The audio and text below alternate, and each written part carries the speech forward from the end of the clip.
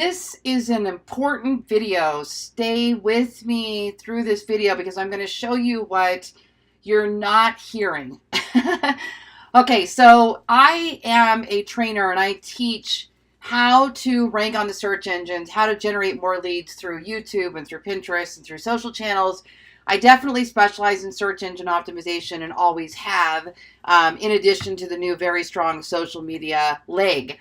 And I keep seeing people putting out content that is, as my team calls it, vanilla, and I call it crap because it's stuff that is just not useful and not valuable to anybody. Okay, so what I want to do is I'm actually going to take you into the back end of my website. I'm going to show you the report here on my website, and I'm going to show you what does work and why it works. Okay.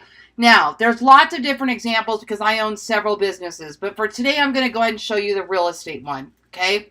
Now, we're looking at my real estate website here, and by the way, I know you guys are going to ask, the tool that I'm using to pull up what my website ranks for is called SEMrush, and in this tutorial, there is a link to SEMrush below. And you can click that, check out SEMrush. If you eventually make a purchase, I do benefit financially from that. Okay, so I am in my website here, ballenvegas.com. If you want to check it out, that's my real estate website. Now, here's what you can see. Today, I have 11,400 keywords ranking in the top 100 positions of Google. So that would be the top 10 pages, okay?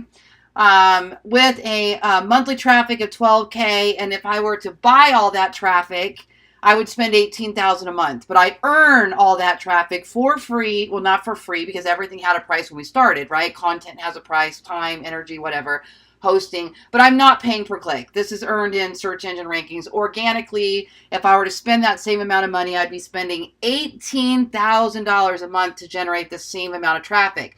Now, here's what you have to know. Out of those 11,400 keywords, which, by the way, bounce anywhere from 10 to 20,000 in the top 100 on any given day, there's only a certain percentage of them that are actually bringing in a decent amount of traffic. So rather than focusing only on the keywords, which I talk about a ton, I want you more to start thinking about topic.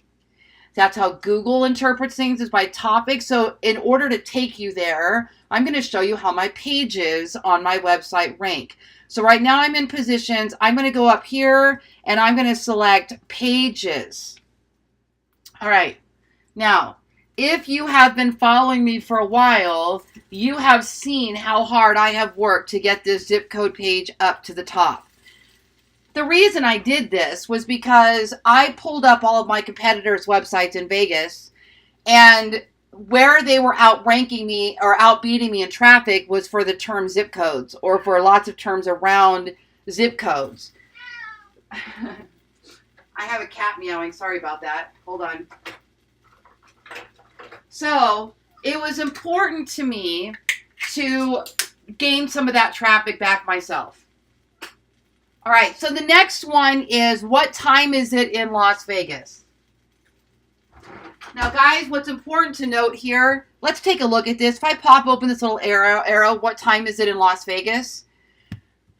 There's not a lot of words on this page. You know, everybody gets caught up in the word count, and I keep trying to stress that it's more about how much you address a specific topic or question. If it doesn't require 2,000 words, I mean, really? How do I write about what time is it in Las Vegas in 2,000 words? I would just be putting a bunch of fluff and junk in there, right? So I answered the question. Las Vegas is Pacific time. It's 2 hours behind Central time, 3 hours behind the East Coast, and it does participate in daylight savings times. That's all anybody wants to know. Guess what? I rank really well for that answer, because it's specific and it does the job. So in that particular case, I didn't need to write 2,000 words because it would be impossible to write 2,000 words around what time is it in Las Vegas. Okay, but it's my second highest page earner. Okay, now you might ask, oh, well, how does that benefit you as a real estate agent? Well, any traffic on my website benefits me. It gets eyeballs on the page. It sends the search engines a signal. It potentially could be somebody that's interested in real estate. Google stores a memory of that person on my website and then returns my results higher for that person in the future. That's a benefit. I also now do advertising and affiliate marketing, so traffic to me has other benefits besides just a real estate lead. Okay? But that isn't why I started all of these. I ended up doing that later. Okay? What else ranks on the search engines? The Las Vegas map. Okay? So here I have a map of the Las Vegas Strip, where all the hotels are. I've got details about that. That one does really well. So you can tell what are people, Las Vegas, what do they want to know? They want to know about zip codes. They want to know about the time zone. They want to know about the map. Clearly, this is showing us that these are going to be out-of-towners, probably more than anything that are coming in there, okay? Next one is my St. Joseph statue, and this is simply how to sell a house with a St. Joseph statue. It does really, really well. What is a casita? Love this one because it's very hyper-local. It's definitely homes in the Southwest area. We have these Adobe-style, some people refer it like a Southwestern-style home that in other places they would call it a guest house, maybe a mother-in-law quarters, a man cave. I don't know what they call it everywhere else, but it's just an extra house that's, attached or not attached that somebody could stay in. All right. Look at this one. Choosing a gym in Las Vegas. When is spring break? Dueling piano bars. The downtown Summerlin Mall. What you're seeing here is hyperlocal, hyperlocal, hyperlocal, hyperlocal, hyperlocal. I've been stressing that stuff for years. Hyperlocal, hyperlocal. Okay. All right. Now, as we head down, so clearly my hyperlocal ones are bringing me in the top. Then we start seeing some widget pages, homes for sale under 100,000. And when I say widget page, what I'm referring to is IDX listings. Homes for sale under 100,000 is my first real estate one that's ranking up there, right? Then we have my real estate market report. Utilities. Owner will carry homes. Okay? How to keep bugs off your screen. Let's see, what else it would be about real estate. Cost of living in Las Vegas. Okay, retiring in Las Vegas. Those are still more hyper-local, right? Then we have widget pages, duplexes. How does short sales work? Homes for sale with a pool under 200,000. 7-bedroom homes, right? Will new construction in my neighborhood reduce my housing price? Tiny house living, single stories with no HOA. Homes with a mother-in-law quarters, lease option homes, 9-bedroom homes, swimming pool contractors. What credit score do you need to buy a house? What's the home value of my home? What'll it cost me to sell a house? Now, do you guys, what's not up here? Here's a good one. Home buying. What are the property taxes? But you know what you're not seeing? 10 tips for staging your home. Right? How to prepare your home for sale. Those aren't ranking. Those are the most generic, I get it. When you first buy a website, and I have a marketing company, and a lot of times people call and you get your website, you get your 5 staple pages, and they have those kind of articles in them. Those articles are never, ever, ever designed to rank. They might be there so that to show that you're in real estate, right? So that you have a starter package on your website. But those are not the articles that you want to be writing that are going to make you stand out in your community. Okay? How about this one? What is an escrow holdback? Capital gains. Investing in real estate. These are the kinds of articles that generate traffic. But if you're writing articles that say declutter your house, or you're just buying that kind of canned stuff month over month over month, it's not going to go anywhere. Those are not designed anymore to rank on the search engines. And I want to make sure that you're clear and you understand that the more local you can be, the better.